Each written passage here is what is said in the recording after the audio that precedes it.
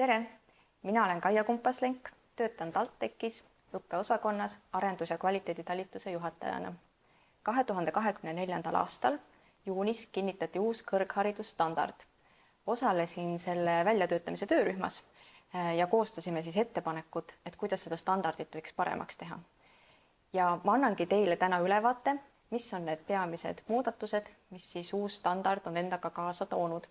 Ja püüangi vastata 3 küsimusele. Esiteks, mis see kõrgharidusstandard on? Teiseks, mis on need peamised muudatused, mis sellega kaasnevad? Ja kolmandaks, mida see kõrgkooli tähendab? Mis juhtuma hakkab? Mis see kõrgharidusstandard on? Kõrgharidusstandard on Vabariigi Valitsuse määrus, mis seab ühtsed raamid kõrgkoolide igapäevasele toimimisele. Näiteks reguleerib see, millised on ühtsed nõuded kõrgharidustaseme õppele. Ta seab ka üldnõuded akadeemiliste töötajate osas ja põhimõtted näiteks võtale ehk varasema õpingute ja töökogemuste arvestamisele. Samuti määratleb see kõrgharidustaseme õpiväljundit ehk millest peaks kõrgkoolid kas magistri, bakalaureuse või doktoriõppe tasemel lähtuma. Ehk tegemist on määrusega, mis seab sellise ühtse raami, kuidas kõrgkoolid igapäevaselt peaks toimima. Milliseid muudatusi uus 2024 juunis kehtima hakanud kõrgharidusstandard endaga kaasa toob? Need muudatused võib jagada tegelikult 2. Ühelt poolt uuendati kõrgharidustaseme õpiväljundeid ja teiselt poolt õppe ning õppekavade kvaliteedi põhimõtete uuendamine. Mis muutus nendes õpiväljundites, mis on välja toodud kõrgharidusstandardi lisa 1? Eesmärk oli neid väljundeid saada ühelt poolt kompaktsemaks, selgemaks, mistõttu see sisu muutus päris palju. Ja esmane mõte oligi viia õpiväljundid vastavusse sellega, mida ootab tänane tööturg, ühiskond, meie kõrgkoolide lõpetajatelt.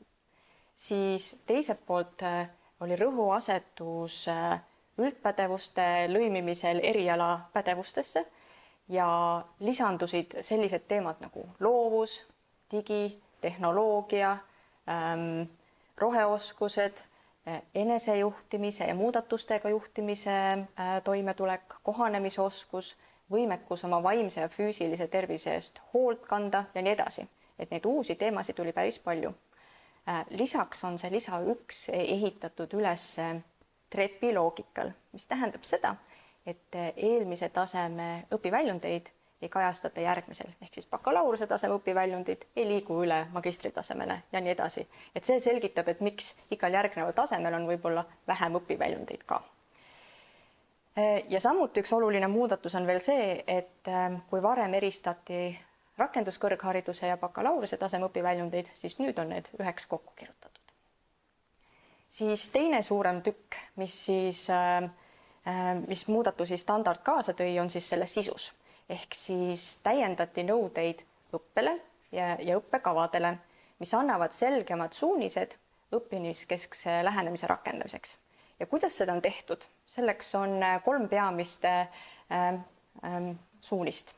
Esiteks, et õppekava ja õppe arendamisel tuleb arvesse võtta nüüdisaegset õpikäsitlust, mis arvestaks ka tööjõuturu vajadustega.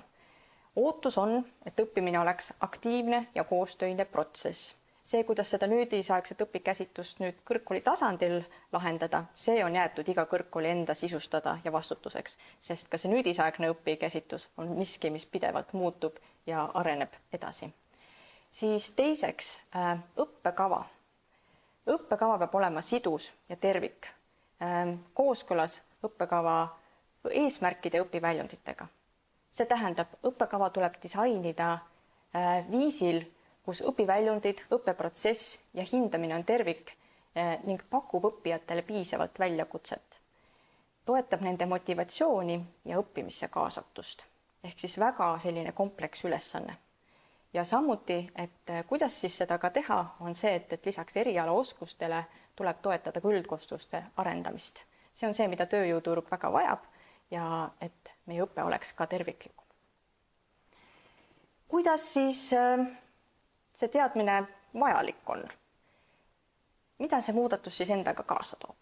ehk siis kõrgharidusstandard kehtib. Nüüd tuleb kõrgkoolidel hakata uuendama õppekavasid ja õpiväljundeid. See on üsna suuremahuline töö, sest muudatused eeldavad sisulist muutust. Seda ei saa teha ainult dokumentide põhjal. Näiteks paberil ei saa ju nüüdisaegse õpikäsitluse põhimõtteid rakendada, see peab olema ka praktikas nii. See peab jõudma õppesse, aga selleks, et seda teha, on vaja ka kõrgkoolidel ühiseid kokkuleppeid, mida selle all mõistetakse, kuidas see õppes väljendub ja seda saabki teha läbi koostöö. Ehk siis selleks, et neid muudatusi ellu viia, on väga vaja erinevate osapoolte koostööd. Me räägime siin õppekavajuhtidest, me räägime siin õppejõududest, me räägime siin üliõpilastest ja kogu ülikooli perest tegelikult.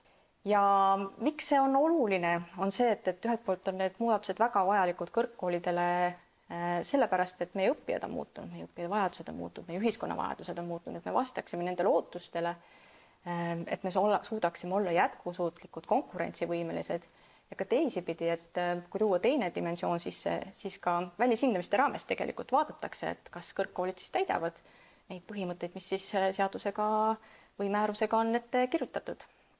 Et kas me täidame neid lubadusi, mida me oleme tegelikult andnud. Räägin natuke ka tähtaegadest, et õppekavade uuendamisele või kaasajastamisele on antud siis üleminekuperiood ja need õppekavad, kus juba täna õpe toimub, siis seal tuleb siis nende põhimõtetega vastavusse viia 28-29 õppeaastaks. Ja kui teil on plaanis nüüd kohe avada mõni õppekava, siis tegelikult peaks 25-26 õppeaastast alates need muudatused olema juba jõustunud. Ehk siis need toimivad õppekavad saavad natuke pikema aja, aga uued peaksid siis juba kohe olema sellega vastavuses. Et see oligi lühike ülevaade muudatustest, mis siis kõrgharidusstandard endaga on kaasa toonud. Soovitan teil täpsemalt juurde lugeda standardist ja selle seletuskirjast, sest seal on palju rohkem infot, kui mina teile täna andsin ja palju jõudu ja julgust nende muudatuste elluviimisel.